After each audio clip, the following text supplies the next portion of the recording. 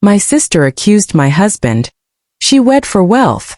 An hour later, Dad ordered, "Divorce her." By nightfall, her deception clear. She loved his brother. My sister tried to destroy my marriage, turn my parents against me, and obliterate my entire life, all in the span of a single afternoon. And the worst part? My own parents helped her do it. It started like a bomb going off. My sister, Savannah, looked my husband Ethan dead in the eye and told him, "She married you for money." An hour later, my dad called and said, "Divorce her." By nightfall, though, her entire lie was exposed. She loved his brother. And when it all came out, all she could say was, "What?" I almost rear-ended the car in front of me when Ethan called. His voice was steady, but I could hear the sheer, raw anger humming underneath it. "Your sister just told me that you only married me for the money," he said. "She said you never loved me, and I was just a paycheck to you." My hand was shaking so badly I had to pull into a parking lot. "Ethan, you know that's not true," I pleaded, my voice thin. "I understand, Lauren. I understand," he replied, his tone softening slightly. "I'm not calling because I believe her. I'm calling because of what she said as she left." I honestly didn't think things could get worse, but he was about to prove me wrong. "What exactly did she say?" I asked, dread coiling in my stomach. "She said, 'Your parents deserve to know what kind of daughter they raised. She promised to go over there right now and tell them the truth about you.'" I had already pulled back onto the road, cutting off a minivan without even noticing. My parents, specifically my mother, with whom I had spent years rebuilding a relationship after the absolute chaos of my childhood. Just last Christmas, my father finally looked me in the eye and told me he was proud of the woman I had become. And now Savannah was about to walk into their house and tell them their daughter was a fraud, a gold digger, and that everything I'd built was a lie. My degree, which I worked 4 jobs to pay for myself. The career I built from nothing. My marriage, which I treasured more than anything. All of it. "How long ago did she leave?" I demanded, my voice tight. 7 minutes, maybe 12, Ethan said. Their house was 24 minutes from Ethan's office, and 17 from where I was now. If I pass every yellow light. I pressed the gas harder. "I'm going to beat her there. Lauren, I have to be there first. I have to." My voice cracked on the last word and I despised it. "I will meet you there," Ethan stated. "I'm leaving now." He hung up and I drove like a maniac. I beat Savannah by about 5 minutes. When I pulled into my parents' driveway and saw that her car hadn't arrived yet, I nearly collapsed with relief. I had just enough time to warn them and get ahead of whatever she had planned to say. I practically ran through the front door, finding my parents in the kitchen. Dad was reading something on his tablet. Mom was wiping down the counter, even though it was already spotless, a clear sign she was agitated. They both looked up as I walked in, surprise etched on their faces. I never just showed up anymore. "Lauren." Mom put down her rag, her brow furrowed. "What are you doing here?" I took a deep breath. I needed to remain calm. I needed to be strategic. Something happened between Savannah and Ethan. I began trying to choose my words carefully. "I wanted to talk with you before." Mom's expression changed instantly. Her eyes hardened, and her mouth formed that thin, disapproving line I remembered so well from childhood. "What did you do to make her upset?" she snapped. I blinked. "I didn't. And I'm trying to tell you." Dad sighed, putting down his tablet. "Here we go. What is it this time?" I hadn't even finished one sentence. I hadn't even reached the point. And I was already a defendant. Already I was the problem. A cold, sickening feeling settled in my stomach. 22 years had passed, and absolutely nothing had changed. Savannah was upset in this house, and Lauren was to blame. That was the rule. This had always been the rule. I opened my mouth to try again, but the front door swung open and Savannah entered. She was crying. No, she was sobbing. Her mascara was running down her cheeks, and her hands trembled as she clutched her purse to her chest like a shield. The performance was flawless. Mom rushed over immediately. "Savannah, honey, what is wrong? What happened?" She wrapped her arms around her and led her to the kitchen table, shooting me a look over her shoulder, as if I'd done something, as if whatever happened had to be my fault. Dad stood up and hovered nearby, his face creased with concern. "Are you okay, sweetheart? Do you need some water? Sit down, sit down. I tried to interject again. Let me finish what I said. Mom spun around, her voice sharp. Can't you see how upset she is? Stop obsessing over yourself for once. She might as well have punched me. I stood there, mouth agape, watching my parents fuss over Savannah, getting her water, rubbing her back, murmuring comforting words. Savannah sat there, soaking it all in, tears streaming, looking so fragile and wounded that you might have mistaken her for someone truly broken. Finally, she took a shaky breath and looked up at our parents through wet, red-rimmed eyes. I didn't want to say anything, she admitted, her voice small and broken. I've been carrying this for so long and I can't anymore. Mom squeezed her hand. You can tell us anything, sweetheart. Whatever it is, we are here. Savannah gave me a quick, fleeting glance, and I saw something cold and satisfied hidden behind her tears. Then she turned back to our parents. Lauren informed me that she only married Ethan for his money, she whispered, her voice catching perfectly. She laughed about it and said she'd finally gotten out. She wiped her face and her voice broke again. I didn't want to believe it either. I'd never heard silence so loud. I watched my parents' expressions change. I watched them stare at me as if I were a stranger, as if I was exactly who they had always suspected I was. That's a lie, I replied, my voice coming out harsher than I intended. That is a complete lie. I never said that. I have never said anything like that. Savannah shook her head sadly. I didn't want to believe it either, Lauren. But you mentioned it. You laughed at how easy it was to make him fall for you. You claimed you'd never have to worry about money again. That never occurred. I was almost shouting now. I pulled out my phone and began scrolling frantically. Look at my bank account. This is money I saved before meeting Ethan. For jobs during college. I paid off my student loans myself. This is my salary from my job, which I earned on my own merit. I pushed the phone toward my mother. Look at this. I built it myself. I don't need anybody's money. Mom didn't even glance at the screen. She just looked at me with tired disappointment, as if I were a child attempting to lie my way out of trouble. Dad waved his hand dismissively. Anyone can create a fake number. You were always good at portraying yourself as the victim. The words made me physically ill. I had receipts. I had proof. But they didn't matter. They didn't matter because my parents had already decided what they believed. They made their decision before I even walked through the door. The front door opened again and Ethan entered. He must have broken every speed limit to get here so quickly. He took in the scene in a single glance. Savannah crying at the table with my parents hovering over her, and me standing alone with my phone in hand, my jaw clenched. He walked straight up to me and placed his hand firmly on my back. I arrived as quickly as I could. What did I miss? Savannah told them I married you for your money, I explained, my voice tight. She claims I confessed it to her and laughed about it. Ethan's face became hard. He turned to face my parents. That is insane, he stated, his voice ringing with conviction. I have been married to Lauren for 4 years. I saw her stress over her own bills. I saw her refuse to let me help her pay off her student loans.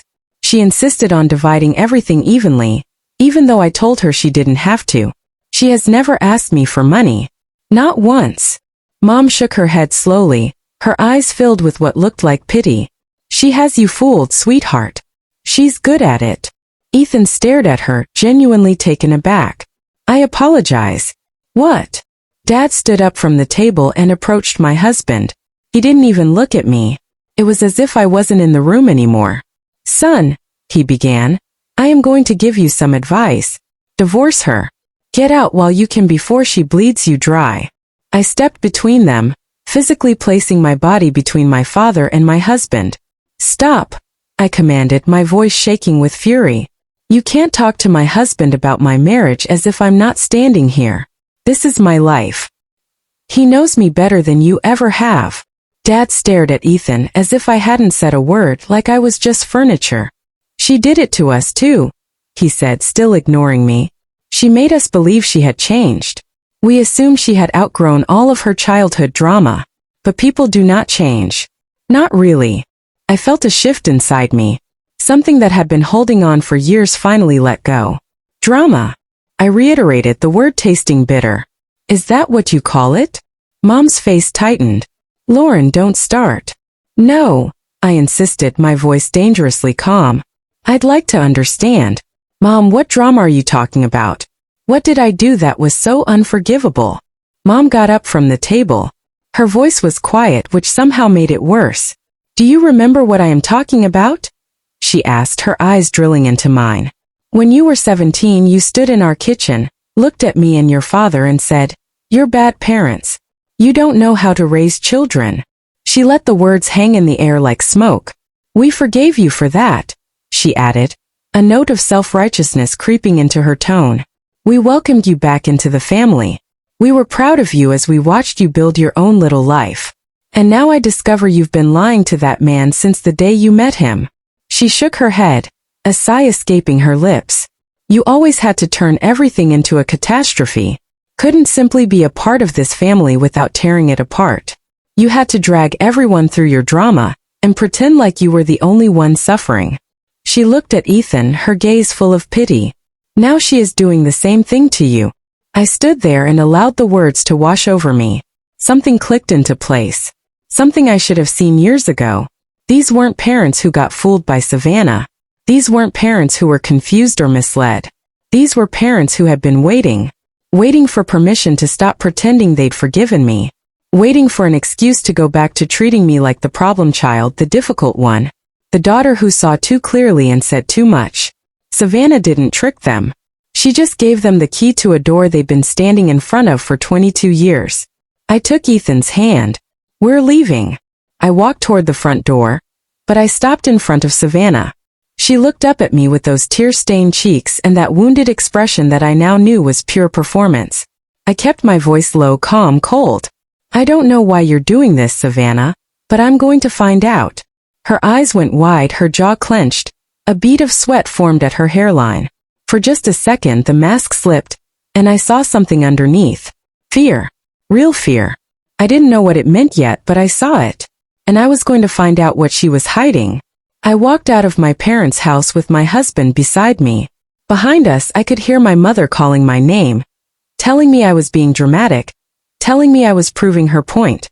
I didn't look back. The relationship I'd spent years rebuilding was ash.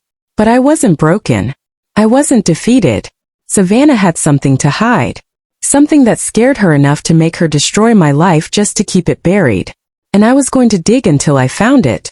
The car was silent for the first 6 minutes. I couldn't stop shaking. Ethan kept both hands on the wheel, his knuckles white, his jaw so tight I could see the muscle jumping. He was the first one to speak. They didn't even look at the bank statements. His voice was low and hard. Your mother didn't glance at the screen. Your father waved it off like you were showing him a coupon. They didn't want to know the truth, Lauren. They wanted permission to treat you like garbage again. And Savannah handed it to them on a silver platter. I pressed my palms against my eyes. I could still hear my mother's voice. You're bad parents. You don't know how to raise kids. 22 years and she'd been saving that, waiting to throw it back in my face. And Savannah, Ethan continued, his anger building, crying on cue, shaking like a leaf. That was a performance. I've seen better acting in car commercials. She had that lie ready. She practiced it. She knew exactly what she was going to say, and exactly how she was going to say it. He slammed his palm against the steering wheel. What kind of person does that to their own sister? I didn't have an answer. That was the part one couldn't wrap my head around. Savannah and I weren't best friends, but we were family. We had history. I'd held her hair back when she got food poisoning at her bachelorette party. I'd helped her pick out her wedding dress. I'd shown up for every birthday, every holiday, every milestone. And she repaid me by trying to blow up my marriage and turn my parents against me. But why? I said out loud. What does she gain from this?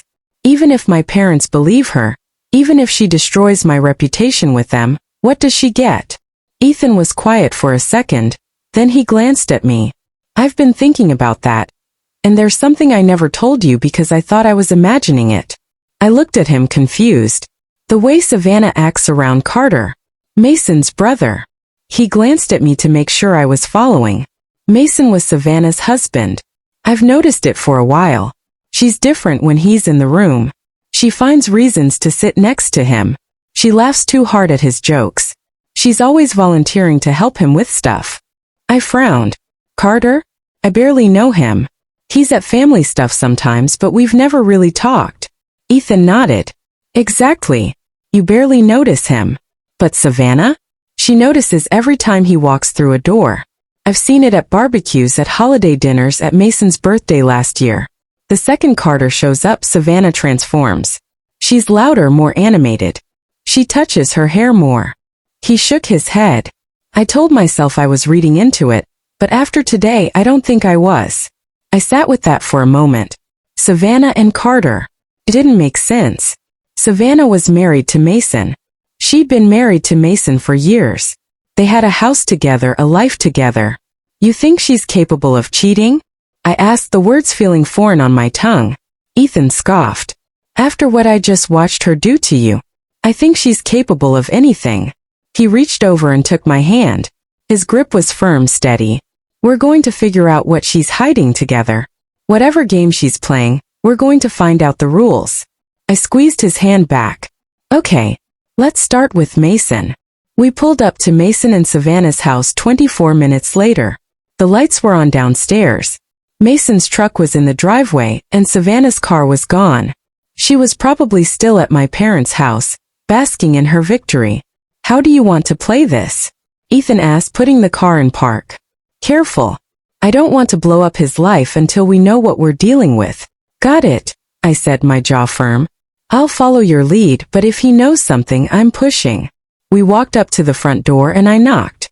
Mason answered in a t-shirt and sweatpants, a beer in one hand, and confusion all over his face. Lauren? Ethan. He looked between us. What are you guys doing here? I kept my voice light, feigning a casualness I definitely didn't feel. We were in the area. Thought we'd stop by. Is Savannah home? No, he said, frowning. She went to your parents' place a few hours ago. Said something about needing to talk to them about. He stopped, studying my face, his own brow furrowing deeper. What's happening? Ethan stepped in. Can we come in? We need to talk. Mason's confusion grew, but he moved aside. We followed him into the living room and sat on the couch while he settled into the armchair across from us. You're scaring me, Mason admitted, his eyes darting between us. Is anyone hurt? Is this about Savannah? Savannah's fine, I said, trying to reassure him. At least physically. But something happened today, and we're trying to figure it out. We hoped you could help us. Mason took a long drink from his beer. How can I help you? Ethan leaned forward.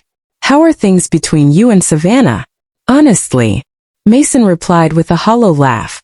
That is a loaded question. He looked down at the bottle in his hands. Things are, I don't know.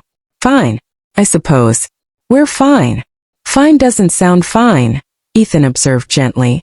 Mason remained quiet for a moment, tracing the condensation on his bottle. She has been different for years.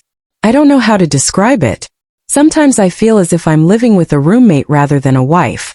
She's always somewhere else in her mind. Even though she's sitting right next to me, she's not really present. How are they different? I asked gently. Distant, checked out. He shrugged, taking another swig. I try to plan date nights, but she always finds a reason to cancel. I suggest a weekend trip and she gets a headache, is too tired, or something happened at work. I ask her if she's happy and she says yes, but it doesn't show in her eyes. He had another drink, his gaze fixed on the floor. I keep thinking I'm doing something wrong, like I'm not exciting enough, successful enough, or whatever. But I don't know how to fix something if I don't even know what's broken. My chest tightened. Mason was a good man, kind and loyal, and he had spent years blaming himself for something that was never his fault. When did it start? Ethan asked. The distance. Mason thought about it. I don't know. It's difficult to pinpoint. Perhaps it was always there. And I just didn't notice at first. He paused and frowned. Actually, this is not true. She was different at first, warmer and more present. But then something changed and she retreated completely. He fell silent, his eyes unfocused as if he were scrolling through memories, looking for a pattern he had missed. Then his expression changed. Do you know what's weird? Mason spoke slowly, his voice laced with a newfound uncertainty. She's not like that with Carter. Ethan and I both remained perfectly still. What do you mean? Ethan inquired carefully. My brother. When Carter is around, she is, I'm not sure, alive. That's the only word for it. Mason shook his head, as if he hadn't heard himself say it before. She laughs and talks more. She remembers every detail about his life, including his job, hobbies, and schedule. She insisted on driving 3 hours to his housewarming party last spring, despite my work deadline. However, when my college friend came to town, she developed a migraine and was unable to attend dinner.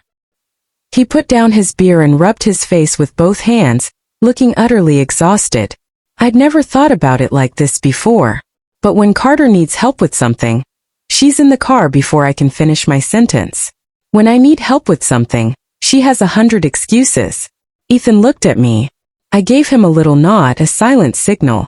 Mason, Ethan said, his voice careful. Has Savannah ever spoken about her feelings for Carter? Anything that felt more than simply being a good sister-in-law? Mason's face hardened. What are you asking me? We ask because... No. Mason stood up so quickly that his chair scraped against the floor. No, you cannot come into my home and inquire about my marriage only to imply that my wife has feelings for my brother. That is insane. He was pacing now, running his hands through his hair. Savannah is many things, but she isn't. She would not. He looked at us, his eyes wild. You are wrong. Whatever you think, you're mistaken. Savannah loves me. She married me. We live a life together. 7 years. 7 years of marriage. And you're going to tell me she's been pining for Carter the entire time? That is crazy. That's absolutely insane. Mason was spiraling. And even if she did have something for him, which she does not, what is the point? Why are you here? Why are you asking me this? His voice crackled with growing hysteria. What happened today that prompted you to drive to my house and blow up my entire life? I stood up gently. Mason, please sit down. We need to tell you what happened. Then tell me. He started shouting now. Stop dancing around the issue and simply say it. Savannah went to Ethan today, I said, maintaining a steady, even voice despite my trembling hands. She told him that I married him for his money. She said I confessed to her that I laughed when I finally made it out. Mason froze mid-pace. What? It is a lie. All of it. I never said that. I've never even considered it. Savannah told Ethan, and then she told my parents the same thing. My voice wavered despite my efforts, but I pressed on. My parents believed her. They told Ethan to divorce me. They claimed I had been deceiving everyone for years. Your wife walked into my parents' house crying and shaking, and gave a performance that destroyed my relationship with my family in 24 minutes. Mason's face turned ashen white. No, that is not true. Savannah would not. We watched her do it, Ethan said, his voice cold. Sobbing on cue and trembling like a victim. She had everything rehearsed.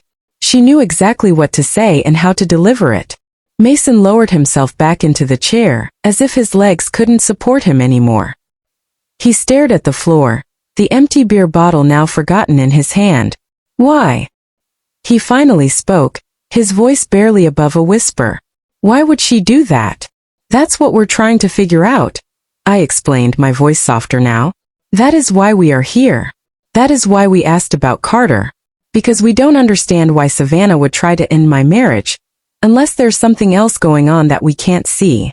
Mason remained quiet for a long time. Then he looked up and his eyes were wet, filled with a crushing despair. I'm coming with you, Mason abruptly stated, his voice now firm. I will accompany you wherever you go next. Ethan shook his head. I don't think that is a good idea. Not yet. If Savannah returns home and you are not present, she will notice something is wrong. We need you to behave normally until we figure out what we're dealing with. Mason became angry again, a flash of fire in his lost eyes. So I am supposed to sit here and pretend everything is fine? Assume my wife did not just try to blow up my sister-in-law's life. For the time being, I said, only for now. We'll tell you everything we find out. I promise. Mason stared at the wall, a hollow gaze. The silence was so long that I thought he wouldn't respond. Then he looked at me, his eyes empty. Lost. I don't even know who I'm married to, he said quietly. I thought I did, but I don't. We left Mason's house in silence. I kept seeing his face, the confusion turning to anger, then to something worse, that hollow broken look in his eyes when he said he had no idea who he was married to. That was brutal, Ethan admitted finally. He knew nothing about any of it. He knew there was something wrong, I explained. He simply couldn't name it. All of the things he mentioned, the distance, the canceled plans, the way she lights up around Carter, he's noticed for years. He simply didn't want to know what it meant. And now we've handed him a box full of evidence and asked him to look. Ethan looked at me, his jaw tight. But we still don't know why. We know Savannah has a relationship with Carter, or at least she thinks she does. We know her marriage is hollow. But what does any of this have to do with you? That's why we need to speak with Carter. Carter lived in an apartment complex approximately 17 minutes away. Ethan called him on the way, saying we needed to discuss something important. Carter sounded perplexed but agreed to meet us. He buzzed us up and greeted us at his door with a puzzled look. Lauren. Ethan. He shook Ethan's hand and offered me an awkward half-hug. This is unexpected. Is everything okay? His apartment was clean and simple. Bachelor furniture, a gaming setup in the corner. He offered us water and sat down across from us, looking genuinely lost. So what's going on? You sounded serious on the phone. Ethan didn't waste time. We need to ask you about Savannah. Carter's eyebrows shot up. Savannah? What about her? How did you two meet? I asked. Carter looked genuinely surprised by the question. Savannah? We met years ago, before she and Mason got together. Actually, we worked at the same company for a few months. We'd grab lunch sometimes, talk in the break room. She was cool. He shrugged. Then I introduced her to Mason at a company happy hour, and they hit it off. The rest is history. Carter smiled at the memory. Honestly, I felt like a pretty good matchmaker when they started dating. 7 years married now. I take full credit. The smile faded when he saw our faces. Why? What's going on? Carter, Ethan said directly, his gaze unwavering. Does Savannah have feelings for you? Carter's face went through 40 different moods all at once. Confusion, then discomfort, then something that looked like recognition he'd been actively avoiding. There have been moments, he admitted slowly, his voice hesitant. Things I brushed off. The way she hugs me too long. The way she always sits next to me at dinners. The way she looks at me sometimes. He shook his head, a growing horror in his eyes. But she's married to my brother. Why would she marry Mason if she... He stopped mid-sentence, and that's when it hit me. The timeline. Carter met Savannah first. They worked together, had lunch together. Then he introduced her to Mason, and she married him anyway. Oh my God, I said quietly, the words coming out like I was hearing them for the first time myself, because I was. She married Mason to stay close to you. Carter's face went through something ugly. First confusion, then understanding, then disgust. That's sick. That's my brother. She's been married to my brother for 7 years. She's been sleeping in his bed, eating dinner with him, being his wife. His voice cracked, filled with absolute revulsion. And the whole time she was what? Waiting. Waiting for me to notice her. Waiting for me to make a move. He stood up and paced across the room. I introduced them. I set them up. I thought I was doing something good and she used it. She used Mason to get to me. She's been playing both of us this entire time. He turned back to us, his face red, his hands clenched into fists. Does Mason know? Does he know his wife married him because she couldn't have me? We just came from his house, Ethan said, his voice gentle. He knows something's wrong. He doesn't know all of it yet. Carter let out a sound that was half laugh, half groan, filled with sheer anguish. 7 years. 7 years of holidays and birthdays and family dinners, and she's been sitting there thinking about me while my brother holds her hand. He looked physically ill, like he might throw up. That's disgusting. That's the most disgusting thing I've ever heard. We couldn't console him no matter how hard we tried. We just had to let him process it all on his own. We left Carter's apartment with the picture almost complete. In the car, Ethan was quiet for a minute. Then he said, "So Savannah's been in love with Carter for years. She married Mason to stay close to him.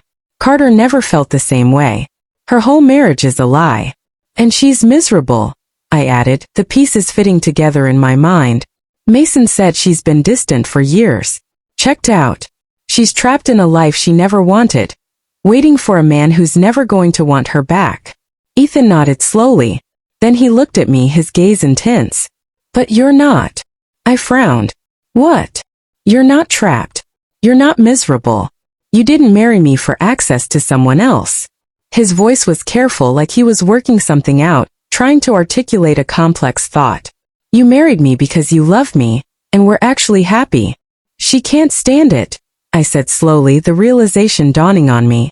She's been living a lie for 7 years, watching Carter not want her. Stuck in a marriage that means nothing. And then she looks at me and you, and sees everything she doesn't have. Ethan finished my thought. Real love. A real marriage. Happiness she'll never get. Because the man she wants doesn't even see her. We sat with that for a moment, the heavy truth settling between us. I could feel the shape of it now. The why. It was right there, just out of reach, but I knew it. "I think I understand," I said quietly. "But I need to hear her say it." Ethan looked at me, a question in his eyes. "What are you thinking?" "I'm thinking it's time to have a conversation with my sister." I pulled out my phone and texted Mason. "Is Savannah home yet?" The response came back in seconds. "Yeah, just got back." "Why?" I typed back. "We know why she lied. We're coming over." Ethan glanced at me as he started the car. "You sure you want to do this tonight?" I've never been more sure of anything. The drive to Mason's house felt shorter than before. Maybe because I knew exactly what I was walking into this time. No more confusion, no more questions, just answers. I was going to drag them out of my sister, whether she wanted to give them or not. Mason opened the door before we even knocked. His face was tight, his jaw clenched. He'd been waiting. "She's in the living room," he said quietly, his voice hollow. "She doesn't know you're coming." "Good." I walked past him into the house. Savannah was on the couch, shoes off, scrolling through her phone like she didn't have a care in the world, like she hadn't just blown up my entire life a few hours ago. She looked up when I walked in and her face shifted. Surprise first, then something that looked almost like amusement. "Lauren." Couldn't stay away. She set her phone down and crossed her arms. "Let me guess. You came to tell me I'm wrong. To explain yourself, to beg me to take it back." She shook her head, a smug little smile playing on her lips. "It won't work. Mom and Dad know the truth now. Everyone knows." "You're right," I said, my voice cutting through her smugness. "Everyone's about to know the truth." Something flickered across her face. Ethan came in behind me and stood by the door. Mason moved into the room and positioned himself where he could see both of us, his presence a silent, looming question mark. Savannah looked between us and her smile faltered. "What's this?" "This is me telling you what I know," I said, keeping my voice calm, steady, and devastatingly precise. "You knew Carter first. You worked at the same company. You grabbed lunch together, talked in the break room. You had feelings for him." Savannah's face changed. The amusement drained out of it, replaced by a cold, blank stare. "What exactly are you talking about?" "Carter introduced you to Mason, his brother, and you married Mason anyway," I continued, watching her carefully. "You married him to stay close to Carter." "That's insane," Savannah said, but her voice had gone thin, a hairline crack appearing in her composure. "That's absolutely insane. I married Mason because I love him." "You've been distant for years," Mason said from across the room. His voice quiet, but it cut through everything, a sharp blade. "You cancel every date night. You're never present. But when Carter needs something, you're out the door before I finish my sentence." Savannah whipped around to face him, her eyes wide and startled. "Mason, you can't possibly believe. I asked you once if you were happy," Mason continued, his voice devoid of emotion. "You said yes, but it never reached your eyes. I thought I was the problem. I thought I wasn't enough. Turns out I was never even the point." "That's not true." Savannah stood up, her voice rising. "I adore you. I married you. I've been with you for 7 years. 7 years of sitting next to Carter at every dinner, I interjected, stepping closer. 7 years of remembering his birthday, his hobbies, his schedule. 7 years of driving 3 hours to his housewarming party, while Mason had a work deadline. 7 years of waiting for him to notice you. Savannah's eyes were wild now, darting between me, Mason, and Ethan, looking for an exit that wasn't there. This is ridiculous. You're twisting everything. I was just being a good sister-in-law. Say it, Savannah. My voice was hard, unrelenting. Tell Mason why you really married him. Tell him what you've been waiting for. I haven't been waiting for anything. Her voice pitched higher, a desperate, frantic sound. This is ridiculous. You're all insane. I'm a good wife. I've been a good wife for 7 years. Then why does Carter have 300+ texts from you? Ethan asked, his voice calm but firm, delivering another blow. Random articles. Checking in. Remembering every detail of his life. Because I'm friendly. Because I'm a good sister-in-law. Is that a crime now? Savannah was pacing now, her hands shaking, her composure completely unraveling. You helped him move, I said. You bought him gifts. You drove 3 hours to his housewarming. So what? So what if I'm nice to him? So what if I show up for family? That doesn't mean anything. You hug him too long, Mason said quietly, his voice full of a pain that was almost unbearable. You always sit next to him. You light up when he walks in the room. I've seen it for years. I just didn't want to believe it. Mason, stop. Savannah spun toward him, her eyes wild with fear and anger. You're letting them poison you against me. They're lying. Lauren's always been jealous of me. She's always wanted to tear me down. Jealous of what? I stepped closer to her, my voice laced with contempt. Your hollow marriage? Your checked-out husband? The man you've been waiting 7 years for, who doesn't even know you exist. Shut up. Savannah's face was red now, tears streaming. You don't know anything. You don't know what it's like. You don't understand. Then explain it to me.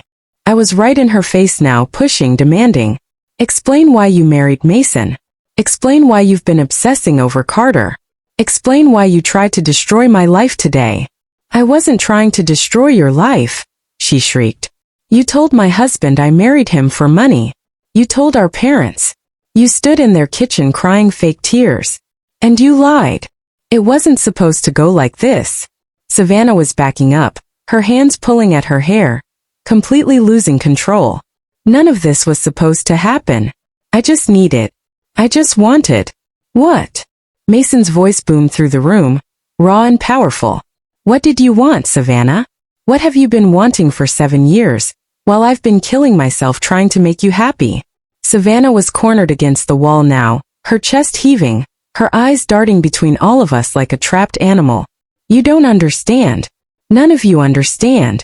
I tried to love you, Mason. I really tried, but I couldn't. I couldn't stop thinking about. Who? Mason demanded, his voice cracking with desperation. I didn't mean for it to be like this. She was sobbing now, mascara running down her face, snot dripping from her nose, all artifice gone. I thought it would go away. I thought if I just stayed close enough, if I was patient enough, he would finally see me. Who? Savannah. I grabbed her shoulders, my grip firm. Say his name. Say it. I can't say it because I love him. The words exploded out of her like she'd been holding them in for years, because she had. I love Carter. I've always loved Carter. From the first day I met him, I knew he was the one. And then he introduced me to Mason. And I thought if I was close enough, if I was part of his family, he would realize we were meant to be together. The room fell completely quiet. Savannah's chest was heaving. Her face was red and streaked with tears, and she looked like someone who had just watched her whole life collapse, because she had. Mason made a sound like he'd been punched in the stomach. Savannah spun toward him, reaching out, desperate. Mason, I didn't mean. It's not what you think. You just said you love my brother. Mason's voice was barely a whisper, broken and ragged. You've been married to me for 7 years, and you just said you love my brother? I love you too. I love both of you. It's complicated. It's not complicated, Mason said, stepping back from her, his face a mask of grief. You married me to get close to him. That's what they're saying. And you just confirmed it. Savannah was sobbing uncontrollably now. I thought if I was around him enough, if I was part of his family, he would see me. He would realize we were meant to be together. I just needed more time. 7 years. Mason's voice cracked. You needed 7 years of my life, of our marriage, of me thinking something was wrong with me. He turned away from her like he couldn't stand to look at her anymore. I should have felt satisfied. I should have felt vindicated. But all I felt was sick. And I still needed one more answer. Why me, Savannah? She looked at me through her tears. Mascara running down her face just like it had at our parents' house. But this time it was real. Why go after my marriage? What did I ever do to you? Savannah laughed. It was an ugly sound. Broken. You didn't do anything, Lauren. That's the problem. You didn't do anything and you got everything. What exactly are you talking about? You married for love. She spat the word like it was poison. You found someone who actually wants you, who chose you, who looks at you like you're the only person in the room.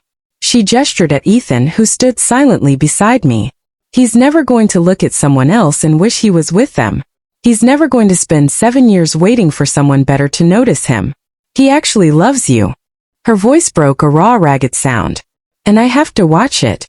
Every holiday, every family dinner, I have to watch you be happy while I'm stuck in this prison I built for myself, waiting for a man who doesn't even know I exist.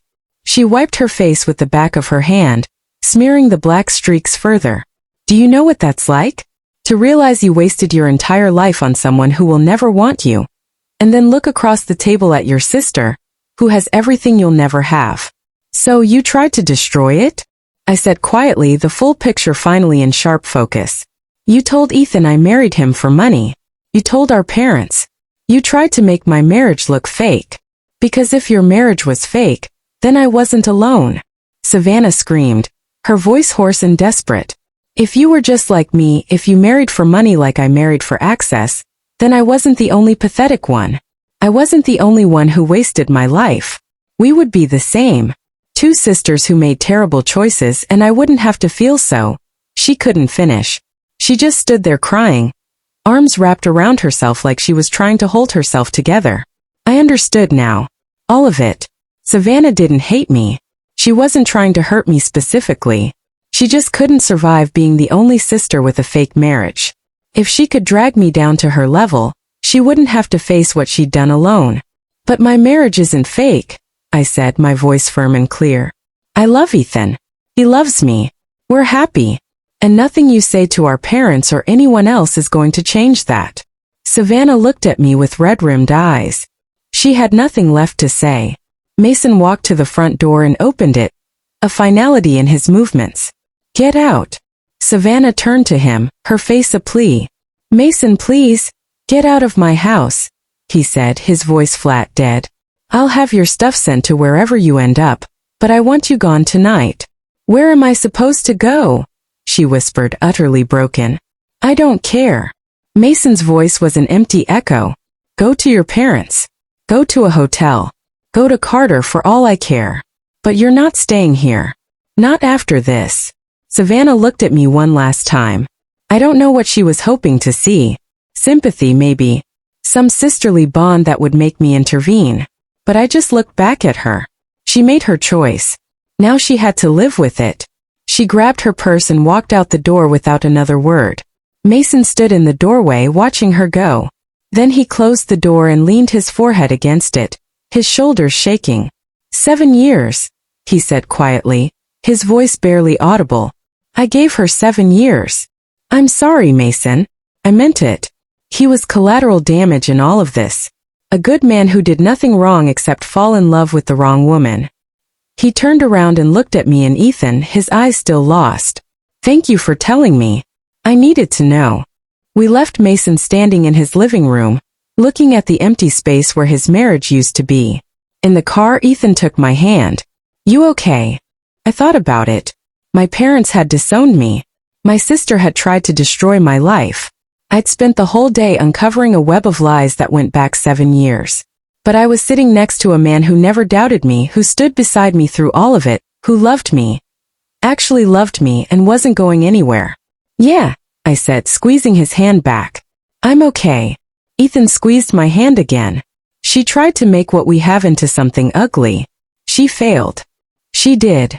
I confirmed, a small defiant smile touching my lips. Savannah wanted company in her misery. Instead, she ended up completely alone.